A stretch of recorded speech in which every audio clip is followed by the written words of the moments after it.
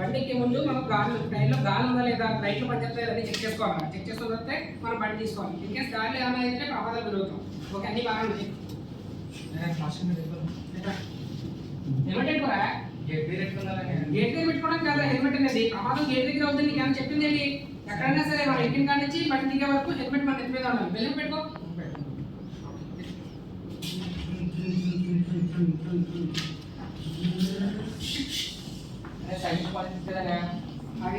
గేదెలు ఉన్నప్పుడు ఎప్పుడు సరే మనం చూస్తున్నాం ఏంటంటే గేదెలు ఆవులు ఉన్నప్పుడు ఏ టైంలో ఎలా బిహేవ్ చేస్తే మనకు తెలియదు. అందుకోసం గేదెలు ఉన్నప్పుడు ఆగి వెళ్ళిపోయిన తర్వాత పడతాం.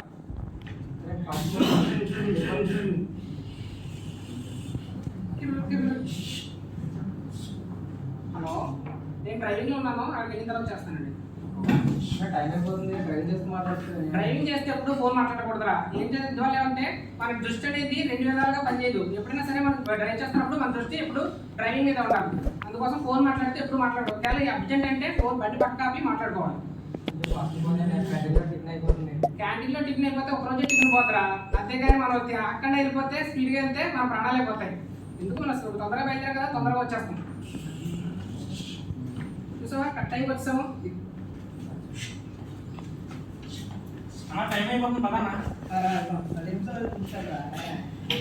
హెల్మెట్ చేతిలో పెట్టుకుంటా. అదే తలకి పెట్టుకుందా ఎలా అవుతుంది? హెల్మెట్ పెట్టుకున్నా చుట్టండి పోతుందా? మళ్ళీ అమ్మాయి ఎలా చూస్తుంది చూడు. హెల్మెట్ పెట్టకుండా ఉంటుంది. మన గైడ్ దగ్గర హెల్మెట్ పెట్టుకుంటాం. అన్నది ఏదో వస్తుందా మన ఆడుతుందా?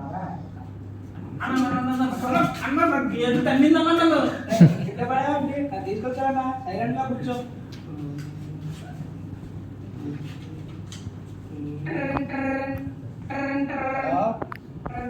వస్తున్నాను అంటే వస్తాను చెప్పానా? వస్తాను. ఫోన్ ఎందుకన్నా రన్నింగ్ లో మాట్లాడతా పక్కా మాట్లాడచ్చు కదా. 20 నిమిషం మాట్లాడుతున్నా, 5 సెకండ్ మాట్లాడాను. సైలెంట్ గా కూర్చొని చెప్పాను. నోరు మూసుకో. అనే 1 minute. అరే టైం కదా వద్దా? సైలెంట్ గా కూర్చొని చెప్పానా? నీకు ఏం తెలియదు. సైలెంట్ గా కూర్చో. పంచుకోట హెడ్ దగ్గర హెల్మెట్ వేసుకుని అవి పంచుకుంటాం. టైం చూడు. టైం కొట్టాం. చూసా ఇలాగే కొట్టుకోవాలి.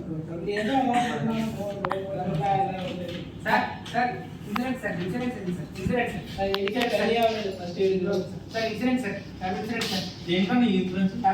అంటే ఇప్పుడు మనం కొంచెం అమౌంట్ కట్టినప్పుడు ఇన్కేస్ మనకి రోడ్డు మీద వెళ్ళినప్పుడు ఏమైనా యాక్సిడెంట్ అయినప్పుడు ఏమైనా ప్రమాదం జరిగితే మన కుటుంబానికి ప్రమాదం డబ్బులు ఇస్తారు. ఇన్కేస్ మన ప్రమాదంలో మనకి ఏమైనా యాక్సిడెంట్ అయినప్పుడు మనకి హాస్పిటల్కి వచ్చినా సరే ఇన్సూరెన్స్ కట్టద్దండి.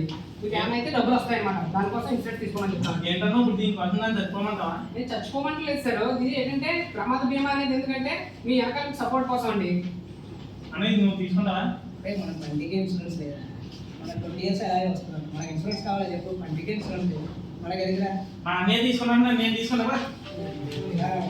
తీసుకోరా తమ్ముడు. ఇన్సూరెన్స్ వల్ల ఏమంటుందంటే మనం వెళ్ళిపోయిన తర్వాత కూడా మన ఫ్యామిలీకి సపోర్ట్ అనేది ఉంటుంది. ఇన్కేస్ మనకు సడన్ గా ఏమైనా అయిందంటే మన ఫ్యామిలీకి ఎవరో రూపాయి ఎవరు. ఈ ఇన్సూరెన్స్ కంపెనీ అనేది అంటే మీకు సపోర్ట్ గా మీ ఫ్యామిలీ సపోర్ట్ గా ఉంటుంది. ఇన్కేస్ మీకు ఏమైనా దెబ్బలు హాస్పిటల్లో ఉన్నా సరే హాస్పిటల్కి రూపాయి ఖర్చు పెట్టకుండా అమౌంట్ అనేది నీకు వస్తుంది అనమాట. అందుకని చాలా మంచిది. తీసుకోండి.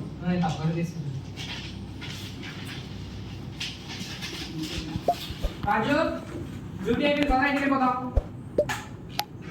హెల్మెట్ పెట్టుకున్నాను. హెల్మెట్ పెట్టుకోరా.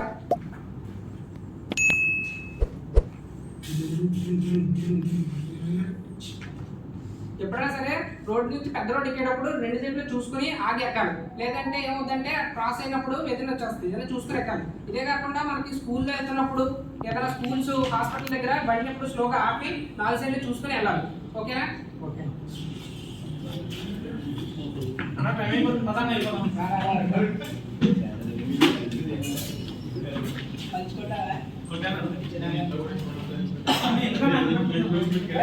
చెప్పండి.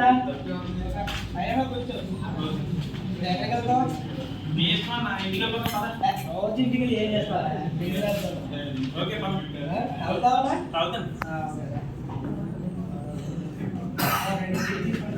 అన్న డబ్బులన్నా డబ్బులు లేకుండా అది వస్తున్నారు అటుంటికి నువ్వు రూమ్కి వచ్చి పార్టీ ఇచ్చావు ఎప్పుడు పార్టీ ఇవ్వలేదు ఏమలేదు ఇది తీసుకుంటారు 2 బిల్లు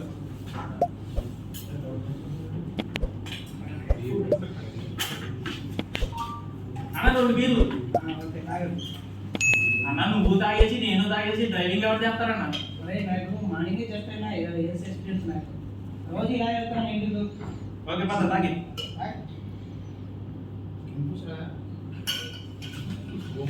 అంతమ్మా పదన్న రే రోజు మొత్తం సైలెంట్ పంపిరా కొంచెం పాటలు పాడు ఒక్క సాంగ్ పాడాలి కోయా రే కోయ్ కోయ్ కోయా కోయా రే చంద మామ గట్టిగా కోయ్ కోయ్ కోయ్ కోయ్ కోయ్ లాడి లాడి లాడి ఏంటమ్మా నువ్వు చచ్చిపోయి నన్ను చంపేసి కాళ్ళు చేతులు ఇరిగిపోయాను నువ్వు వెళ్ళిపోతున్నా నన్ను వెళ్ళి పంపించా 20 సంవత్సరాల ఎక్స్పీరియన్స్ అన్నావు మళ్ళీ ఓయ్ ఏం కాదు చూసారు కదా సార్ సేఫ్టీ రూల్స్ పాటించుకోవాలా ఏంటంటే మనం గైడ్ చేసేది కూడా పక్క వాళ్ళని మంచి వేలో గైడ్ చేయాలి తప్ప ఎప్పుడు సరే వాళ్ళని రాంగ్ వేలో గైడ్ చేయకూడదు అనేది మా మెయిన్ థింగ్ సార్